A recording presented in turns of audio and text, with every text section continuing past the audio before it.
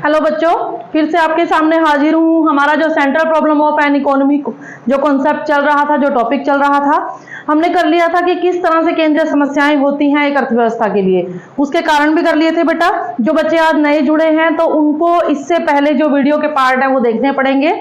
हाँ जी, अब हमारा आगे जो है हमने किया था, जो इससे लास्ट पोर्शन था कि अगर हमें सोल्यूशन करना है, समाधान करना है जो हमारी सेंट्रल प्रॉब्लम है। भाई प्रॉब्लम तो हो गई, प्रॉब्लम तो चलो हो जाती है ना, बीमारी तो हो जाती है, पर उसका कोई इलाज भी तो होता है। तो हमें यहाँ पर समाधान करना था। क्या करना था? समाधान। खत्म तो किया नहीं जा सकता, इनको बताया था ना क्यों नहीं किया जा सकता, क्योंकि जो आवश्यकताएं हैं वो कैसी हैं? वो असीमित हैं, अनलिमिटेड हैं। उनको पूरा करने के लिए चाहिए साधन। क्या चाहिए? साधन। और साधन कैसे हैं हमारे पास? साधन है सीमित। अब ऐसा तो हो नहीं सकता कि हम अपनी आवश्यकताओं को कम कर लें, आवश्यकताएं हमारी खत्म हो जाए, है ना? क्यों? क्योंकि भाई वो तो बताया था ना इससे पहले वाली वीडियो में, साधु सन्यासी कर सकते हैं जो अपना घर गृहस्थ जीवन या सोसाइटी या समाज इन सबको छोड़ के दूर चले जाते हैं। वो भी पता नहीं चले जाते हैं कि नहीं, क्योंकि हमारा जो मन है वो आवश्यकताओं को दिन प्रतिदिन, उसकी अपनी इच्छाएं होती हैं, उसके मन में रोज नई नई इच्छाएं जागृत होती हैं। और जब एक ही इच्छा को आप कई बार सोचते हो ना, तो धीरे धीरे वो हमारी आवश्यकता बन जाती है। कई बार तो हमें किसी इच्छा को लेके लगता है कि हम तो ना इसके बिना रह ही नहीं सकते, ये तो बस हमारे जीवन को जीने के लिए अब सबसे बड़ी कंडीशन बन गई है ना? तो आवश्यकताओं को हम कम नहीं कर सकते। और फिर क्योंकि सोसाइटी में रह रहे हैं भाई, समाज में रह रहे हैं, और समाज में देखो देखा देखी से भी आवश्यकताएं बढ़ती हैं।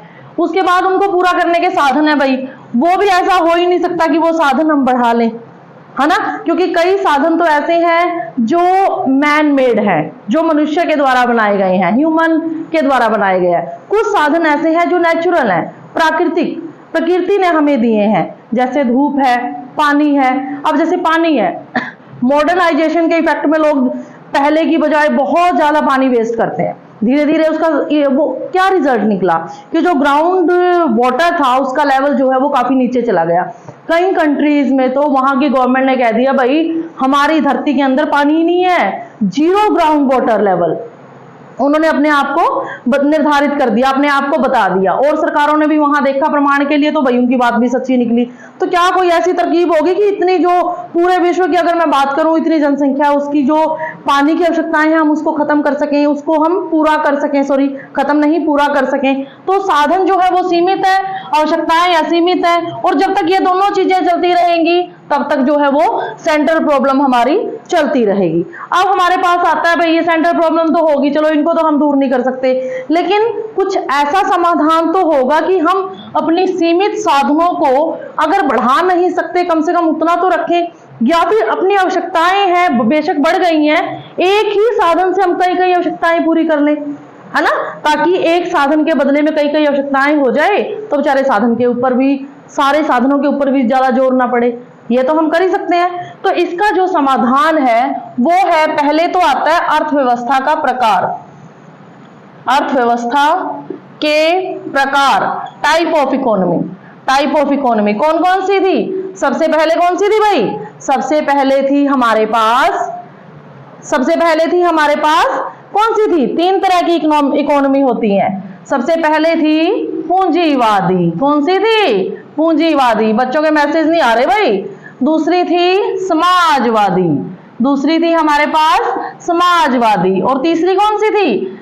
मिश्रित। कौन सी थी? मिश्रित। Capitalist, socialist and mixed. इन तीनों के लिए मैंने इससे जो पहले वाली वीडियो है फुली उसमें डिटेल दे रखी है, फुली तरह से उसको एक्सप्लेन किया गया है, तो वहां से बच्चे देख सकते हैं, समझ सकते हैं। हाँ जी, जो कैपिटलिस्ट है उसको मार्केट इकोनॉमी भी कहा जाता है। क्या कहा जाता है? Market economy. इसको हम सेंट्रली प्लान्ड इकोनॉमी भी बोलते हैं, और इसको हम मिक्स्ड भी बोलते हैं। ठीक है भाई, तो ये तीनों इकोनॉमी थी जिसमें मैंने अच्छी तरह से डिस्कस कर दी। अब दूसरा जो समाधान है, पहला समाधान तो ये था, दूसरा जो समाधान है वो है पीपीसी। क्या है भाई? पीपीसी। अब ये पीपीसी क्या है? पीपीसी क्या होता है? करते हैं।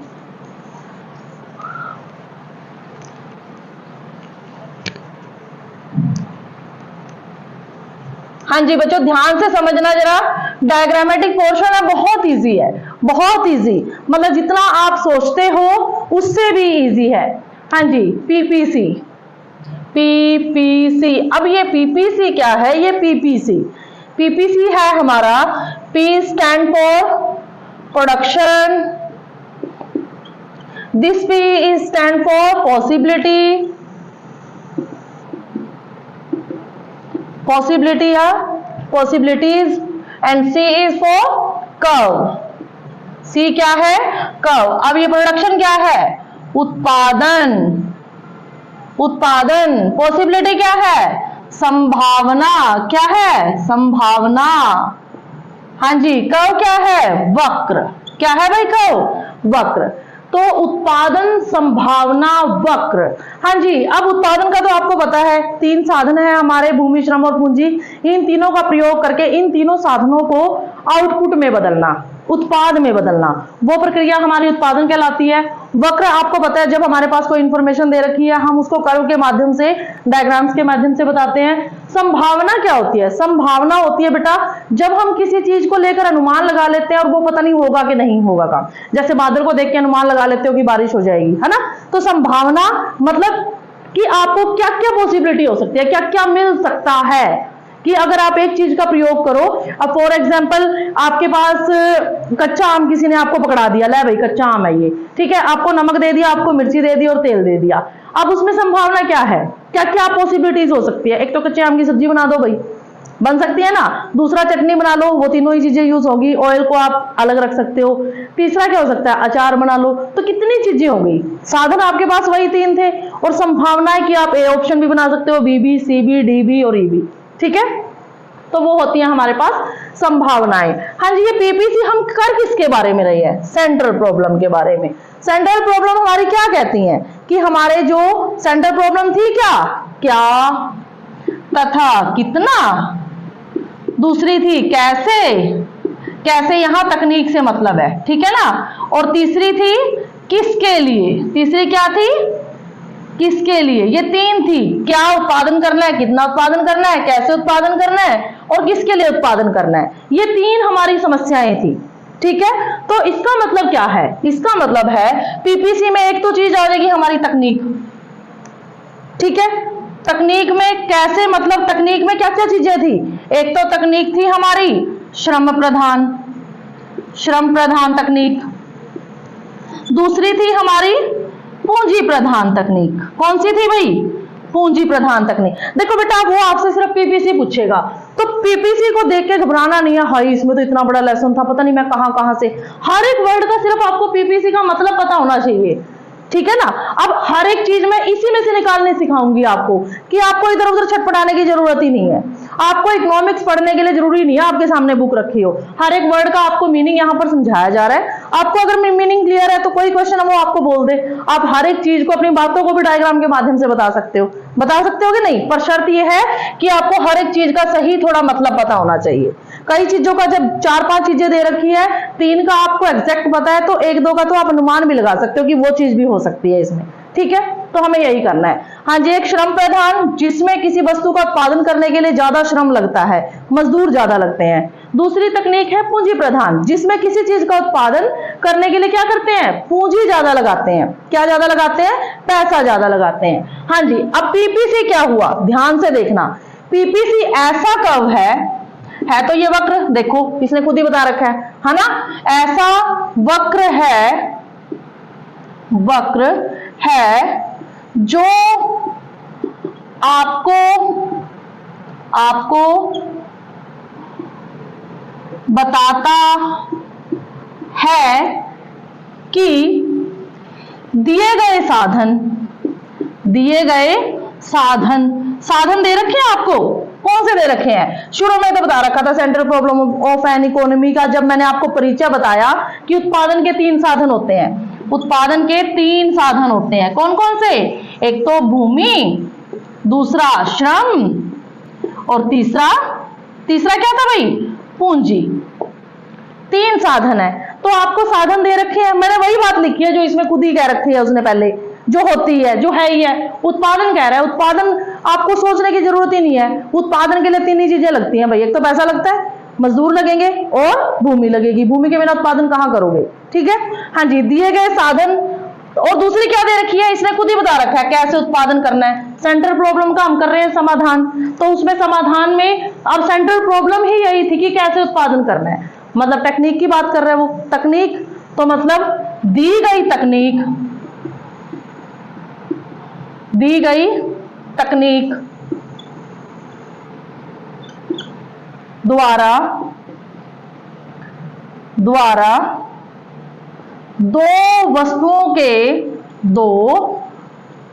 वस्तुएं या फिर वस्तुओं लिखो, वस्तुओं के विभिन्न मतलब अलग अलग संयोग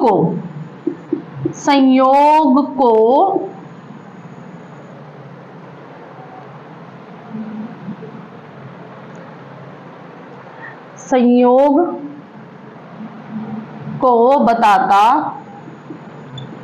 है। हाँ जी, जो प्रोडक्शन पॉसिबिलिटी कर्व है ये बताता है, मैंने लास्ट में लिख दिया। प्रोडक्शन पॉसिबिलिटी कर्व क्या है, देखो आपको बता रहे हैं कि दिए गए साधन दे रखे हैं, भूमि, श्रम, पूंजी, ठीक है, लिखने की जरूरत नहीं है, सिर्फ साधन लिख दो। दी गई तकनीक कहां दे रखी है कि कैसे उत्पादन करना है, तो तकनीक ही तो बता रखी है, श्रम प्रधान या पूंजी प्रधान, तो टेक्निक भी दे रखी है आपको। अब वो कह रहे हैं दो वस्तुएं, कहां से पता लगी है दो वस्तुएं, बेटा जब बात आती है दो टेक्निक की तो मतलब दो ही वस्तुएं उत्पादित कर रहा है वो। एक तो ऐसी वस्तु है जो श्रम प्रधान वस्तु है, कौन सी वस्तु है, श्रम प्रधान, मतलब जैसे खेती बाड़ी में अगर मैं गेहूं की बात करूं, ये खुद से गेहूं का एग्जांपल आपको दे रहा है बार बार, तो गेहूं जो है खेती बाड़ी में जो काम होता है, ज्यादा काम जो है वो मनुष्यों के द्वारा होता है, आदमी, मैन या ह्यूमन बीइंग्स उसको करते हैं ज्यादा काम को, है ना, तो मशीनों का काम उसमें कम होता है। मॉडर्नाइजेशन के साथ साथ जो है अब हर चीज का जो स्थान है देखो मशीनें तो ले रही है, लेकिन हम यहाँ पर बात कर रहे हैं इंडिया की इकोनॉमी को लेकर, चलो, है ना, हमारा जो देश है वो पूर्ण तरह से विकसित नहीं है, हमारे पास पैसा इतना है ही नहीं। दूसरी बात यह है कि अगर हमारे पास भर भर के जनसंख्या है तो भाई पैसा लगाने की जरूरत ही नहीं है। जब हमारे पास बेशक पैसा भी हो, जब पता है घर में 5 बंदे हैं काम करने वाले, तो फिर मशीनों की क्या जरूरत है, 5 को लगा दो, फिट भी रहेंगे, है ना। हमारा देश कैसा है, जनसंख्या बहुत ज्यादा है, तो हम यहाँ पर कैसी वस्तु का उत्पादन कर रहे हैं, श्रम प्रधान का, ठीक है। और दूसरी वस्तु कौन सी है भाई, पूंजी प्रधान। पूंजी प्रधान में आप कपड़ा ले लो, मशीनों से बनता है सारा, आदमी 1 या 2 जितनों की भी जरूरत होती है उतने ही होते हैं। या फिर आप घड़ी बनाने का जो कारखाने होते हैं वहां पर मशीनें ज्यादा काम करती हैं आदमियों की बजाय, तो यहां पर हम क्या ले लेते हैं, कपड़ा ले लेते हैं। तो दो वस्तुएं हैं, दो वस्तुओं का उत्पादन किया जा रहा है। तो पीपीसी क्या है, पीपीसी आपको बताता है भाई वो साधन भी दे रखे हैं, टेक्निक भी दे रखी है, तो दो वस्तुओं के विभिन्न संयोग क्या होंगे, दो वस्तुओं के अलग अलग संयोग का मतलब क्या है, यहां पर संयोग का मतलब है option A B C D. मतलब अब दो वस्तुएं आपको बनानी है, एक तो गेहूं और दूसरी आपको बनानी है कपड़ा। भाई शुरू में पहला ऑप्शन हो सकता है सारे का सारा, मान लो आपके पास 10 साधन है, 10 ही साधन है, एग्जाम्पल के तौर पे मान लो, ठीक है। तो ए ऑप्शन आपको बता रहा है कि 10 की 10 इकाइयां गेहूं की लगा लो, कपड़ा लगाओ ही ना, ए ऑप्शन। बी ऑप्शन हो सकता है कह दे भाई आधा आधा बना लो दोनों, 5 ये बना लो 5 ये बना लो। हो सकता है सी ऑप्शन आपको कह दे 6 ये बना लो 4 ये बना लो।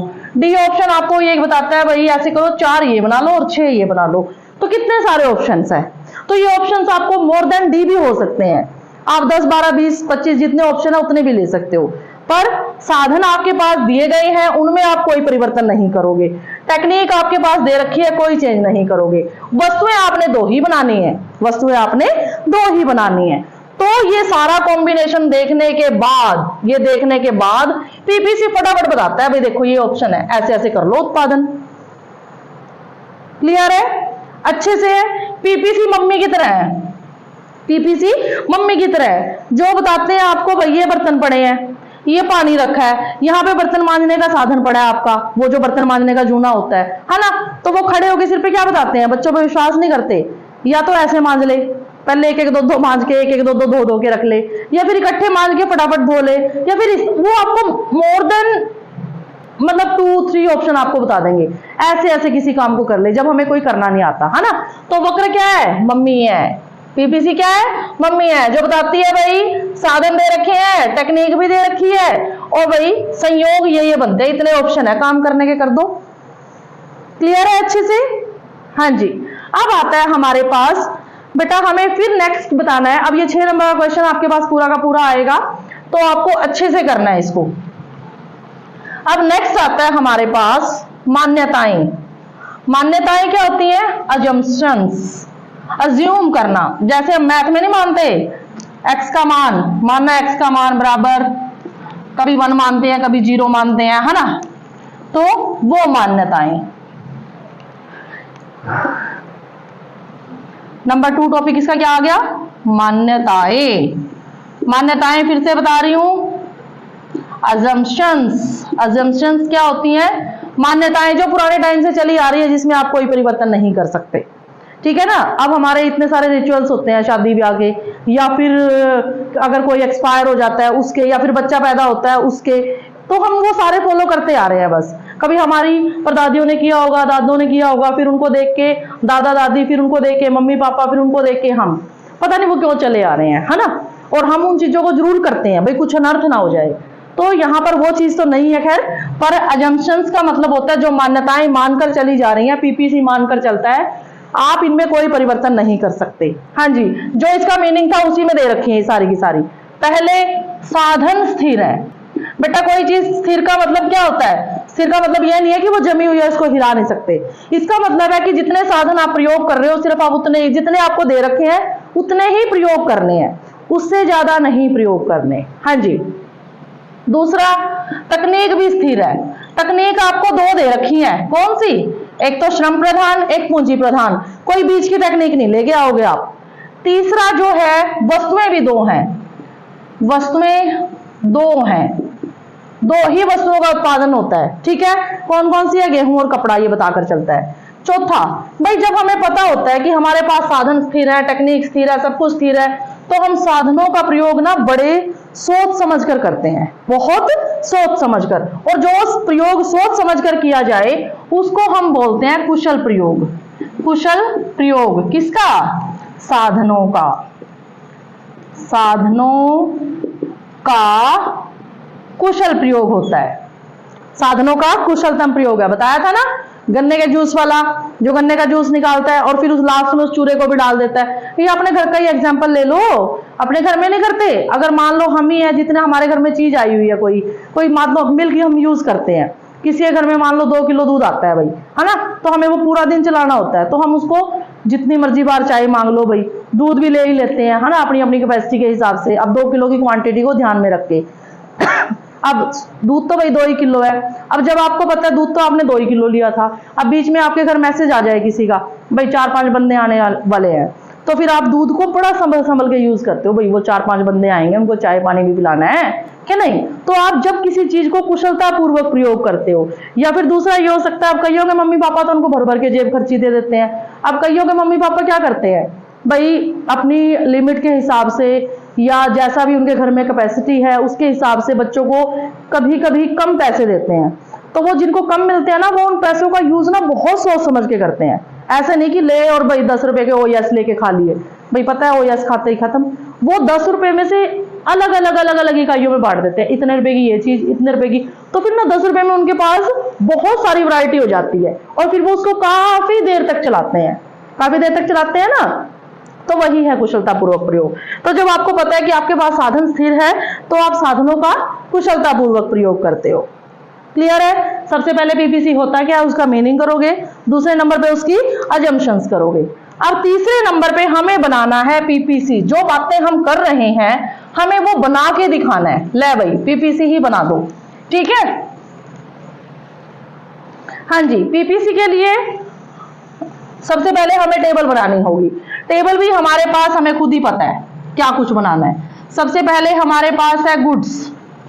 बेटा वैसे हम बचपन में मिलते थे ना कॉपियों में, अब भी मिलते हैं आप लोगों को, तो गुड, वेरी गुड मिलते हैं ना, तो वो गुड होता है अच्छा, बहुत अच्छा, एक्सीलेंट, इन सब के लिए, है ना।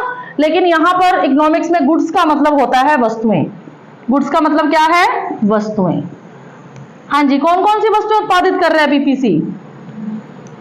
एक तो गेहूं जिसको हम बोलते हैं वीट, और दूसरी क्या थी?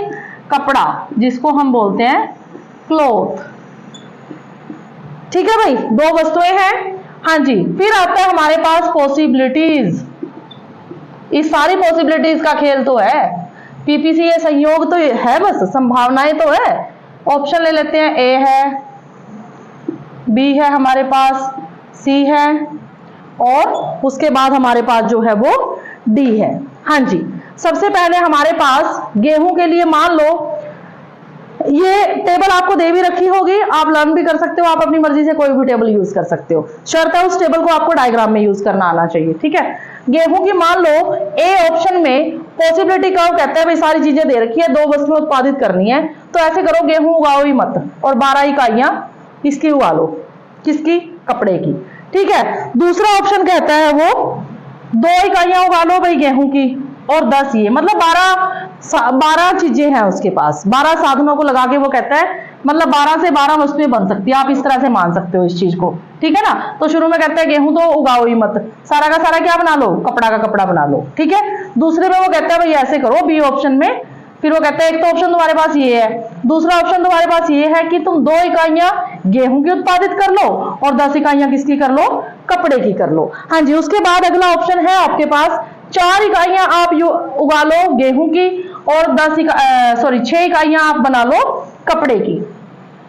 साधन तो 10 हुए, 2 साधनों को कहता है पड़ा रहने दो, अगले की मर्जी है, बता रहा है। ठीक है ना, पॉसिबिलिटी तो बता रहा है, संभावना ही तो बता रहा है, जोन सा आपको बेस्ट ऑप्शन लगे यूज आपको करना है। ठीक है, उसके बाद हमारे पास नेक्स्ट आता है, नेक्स्ट में वो कहता है कि आप ऐसे करो 6 की 6 इकाइयां इसकी बना लो गेहूं की, आप कपड़ा बनाओ ही मत, 6 साधन को पड़े रहने दो। ठीक है, अब ये ए ऑप्शन का मतलब क्या है कि गेहूं की 0 इकाइयां, कपड़े की 12। बी ऑप्शन का मतलब क्या है? गेहूं की 2 इकाइयां, कपड़े की 10। सी का मतलब क्या है? गेहूं की 4, कपड़े की 6। डी का मतलब क्या है? गेहूं की 6 और कपड़ा बनाओ ही मत। क्लियर है अच्छे से? ये टेबल कुछ नहीं है, सिर्फ पॉसिबिलिटीज को बता रहा है। और कौन बता रहा है? पीपीसी। क्या बता रहा है? साधन दे रखे हैं, टेक्निक दे रखी है, ये 2 वस्तुएं हैं भाई, और ये ऑप्शन है, जो तुम्हें ऑप्शन अच्छा लगे, ये सारी संभावनाएं वो अपनी तरफ से बेस्ट बताता है, जो आपको इसमें बेस्ट लगे वो यूज कर लो। ठीक है, हाँ जी। अब इसको ही लेके हमें डायग्राम बनाना है, इसको ही लेके डायग्राम बनाना है। मैं यहाँ पर छोटा सा लिख देती हूँ ABCD ऑप्शन, ताकि मुझे डायग्राम बनाने के लिए बड़ा स्पेस मिले। 0 और 12, 2 और 10, 4 और 6, 6 और 0।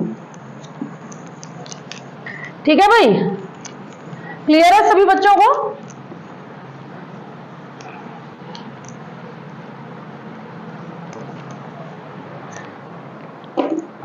हाँ जी, अब डायग्राम बनाना है। डायग्राम बनाने का पहला रूल, सबसे पहले एक्स एक्सिस लो, उसके बाद वाई एक्सिस लो।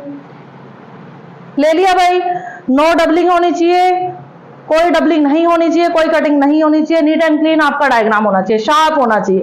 डायग्राम को मुंह बोलता बनाओ, मुंह बोलता मतलब वो अपने बारे में खुद ही बताए, जो एग्जामिनर है उसको आपका नीचे पढ़ने की जरूरत ही ना हो, आपने नीचे क्या लिखा हुआ है उसके बारे में।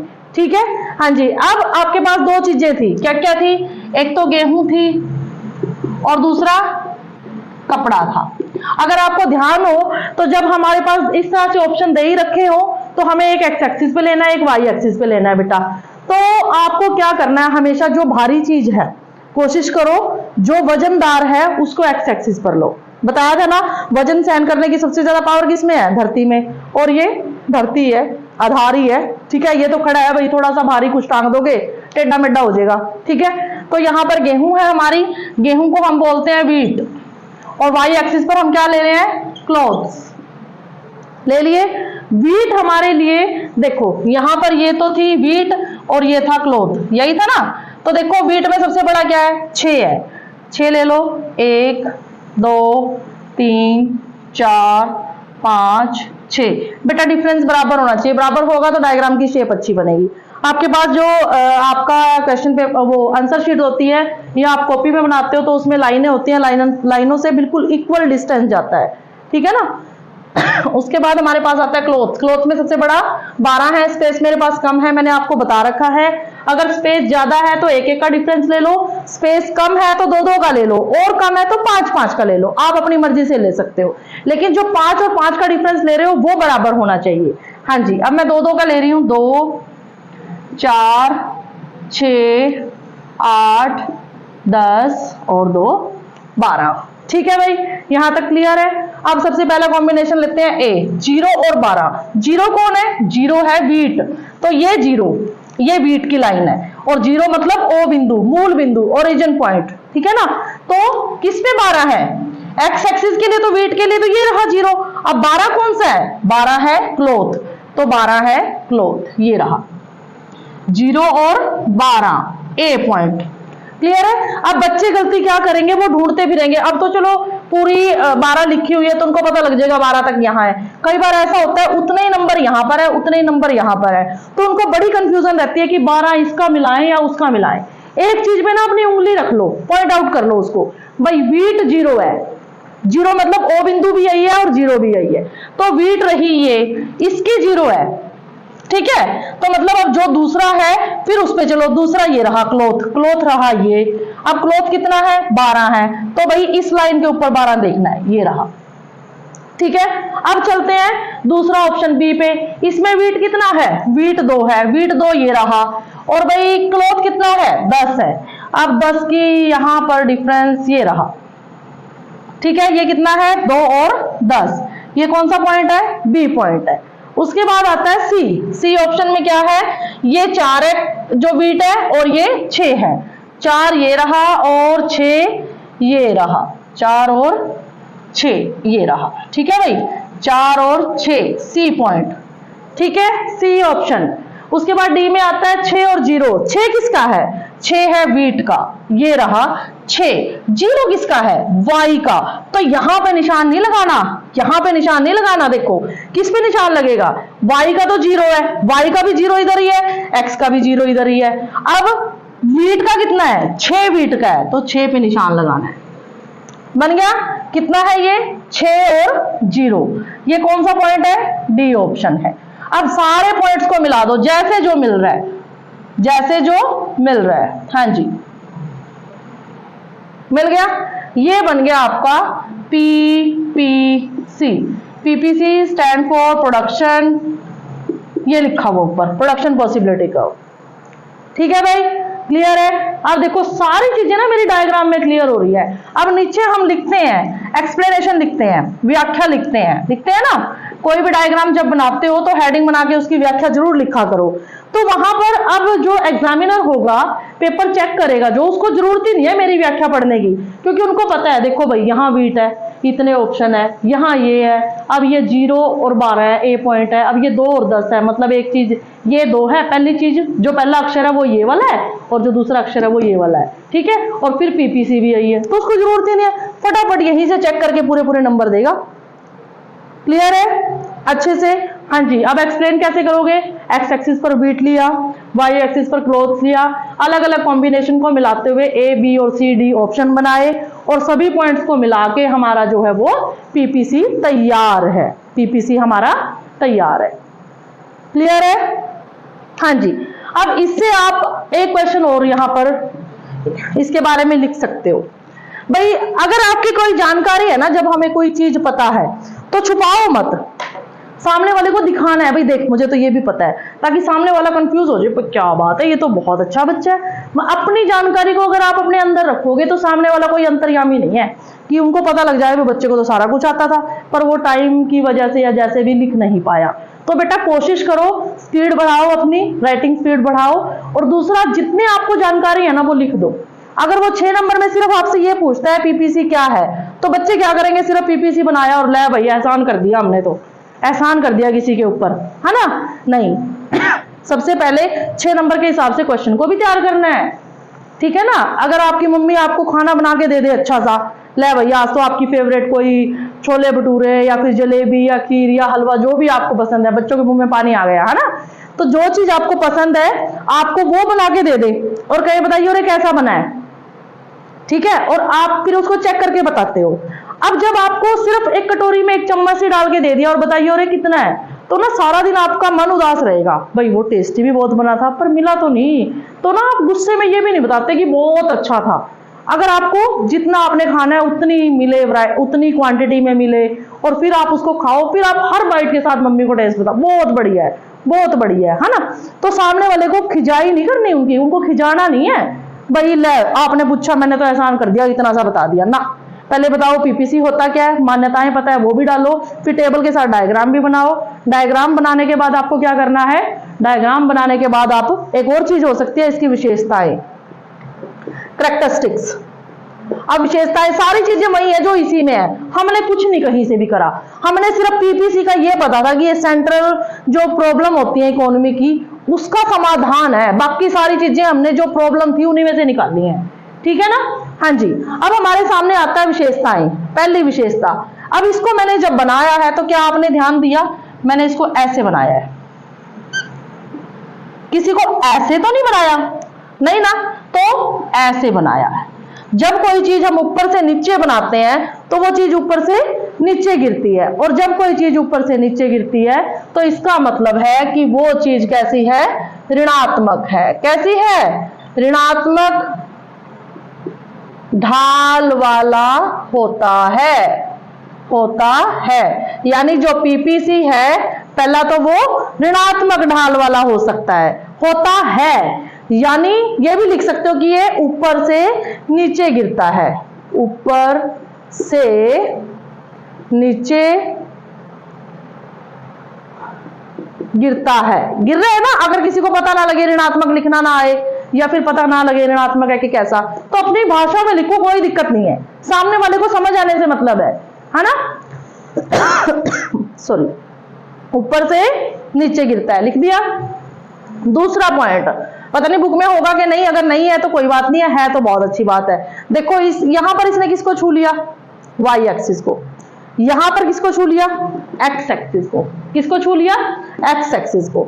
यह है एक्स अक्ष तथा वाई अक्ष को छूता है। छू रहा है ना दोनों को, छू रहा है ना, तो हमने ये बात लिख दी, जैसा सामने है वैसा ही लिखना है।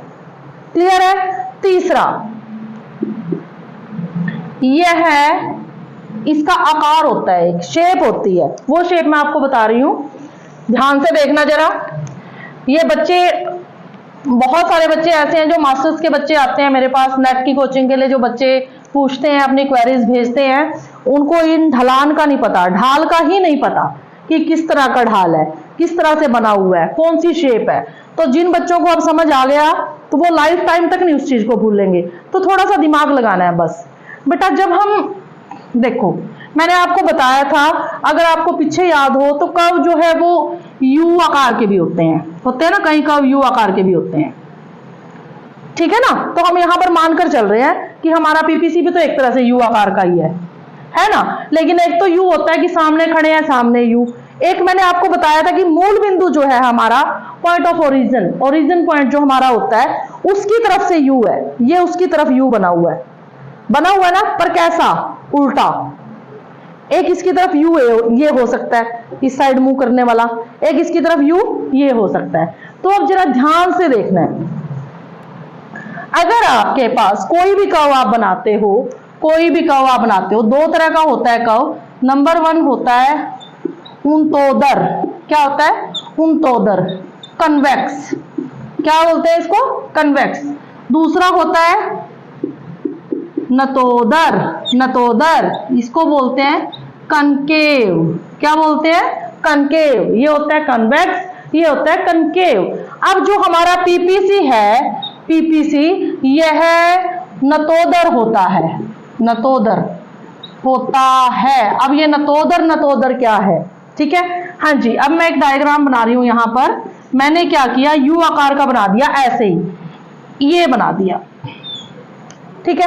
अब देखो, है तो ये यू आकार का, अगर आप मूल बिंदु की तरफ से देखोगे तो आपको ये यू आकार का दिखेगा, ठीक है। लेकिन ये यू आकार का कैसा है, देखो इसकी बैक साइड है मूल बिंदु की तरफ, बैक साइड है ना, इसकी कमर है मूल बिंदु की तरफ, इसका मुंह जो है वो बाहर की तरफ खुला होता है। जब कोई भी कर्व ऐसा हो जिसका मुंह बाहर की तरफ खुला हो और ओ बिंदु की तरफ उसकी कमर हो, तो वो हमेशा उनतोदर है। उधर चला जा, उधर, ठीक है ना, उधर, उनतोदर, उधर, तो मतलब जिसकी कमर इस साइड हो और मुंह बाहर की साइड खड़ा हो, खुला हो, ऐसे। ये सारे के सारे क्या है, उनतोदर, कन्वेक्स आकार के हैं, ठीक है ना। हाँ जी। दूसरा होता है नतोदर, है ये भी यू आकार का, लेकिन इसका जो यू है, इसका जो मुंह है वो मूल बिंदु की तरफ खुला होता है, कमर जो है वो बाहर की साइड होती है, इसका बिल्कुल उल्टा होता है। अगर मुंह ओ बिंदु की तरफ हो, खुला हो ऐसे, और कमर जो है वो बाहर की साइड हो, तो वो होता है नतोदर, नतोदर, कनकेव। अगर मुंह आपका बाहर की साइड खुला हो, कमर आपकी मूल बिंदु की ओर हो, तो वो होता है आपका कन्वेक्स। क्या होता है, कन्वेक्स। हाँ जी। अब पीपीसी बनाया, ऐसे बनाया ना, पीपीसी ऐसे बनाया, तो इसका मुंह किधर खुला है, ओ बिंदु की तरफ खुला है, कमर बाहर की तरफ है, तो ये कैसा है, ये नतोदर है, ये कनकेव है।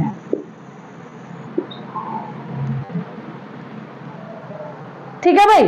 हाँ जी। अब यहाँ पर देखो 6 नंबर का क्वेश्चन कितना इजीली क्लियर हो गया हमें, है ना। हाँ जी। कैसे क्या क्या करना है। सबसे पहले तो हमारी जो समस्याएं थी उसका समाधान करने का है ये तरीका। दूसरा, पहला तो था प्रकार जो है वो अर्थव्यवस्था के प्रकार, और दूसरा जो है हमारे पास पीपीसी। सबसे पहले हमने बताया पीपीसी होता क्या है, फिर उसकी मान्यताएं बताई 3-4 जो भी थी, फिर हमने उसकी टेबल बनाई, टेबल के बाद डायग्राम बनाया, डायग्राम के बाद हमने डायग्राम को एक्सप्लेन किया, और फिर उसकी विशेषताएं बताई। अब अगर वो आपसे हर एक क्वेश्चन में आपको ये याद रखना है, 2 नंबर से ज्यादा का जो भी क्वेश्चन हो, अगर वो 2 मार्क्स से ज्यादा का है, तो हर एक क्वेश्चन को आप हेडिंग से बताओ। आंसर जब भी लिखोगे तो हेडिंग बनाओगे। अब हेडिंग क्या है, अब मैंने यहाँ पर हेडिंग बना दिया पीपीसी, मुझे पीपीसी के बारे में बताना है, 4 नंबर का क्वेश्चन है, तो हेडिंग बनाओ, डबल अंडरलाइन करो और यहां से लिखना शुरू करो। अगर आपको नंबर लेने हैं ज्यादा, यहां से लिखना शुरू करो, यहां से खिचड़ी मत पकाओ, है ना। जो चीज बता रहे हो वो चीज इंपॉर्टेंट है, उसके बारे में जो कुछ बता रहे हो वो नीचे लिख दो, तो जो चीज की बात है उसको हाईलाइट करो। तो ये चीजें याद रखनी है आपको। क्लियर है बेटा अच्छे से। हाँ जी। अब हम करते हैं आगे। पीपीसी में परिवर्तन हो सकता है क्या, पीपीसी हमारा खिसक सकता है। देखो इसके बाद आपके पास आएंगे कि जो पीपीसी किस तरह से बताता है कि जो हमारी केंद्रीय समस्याएं थी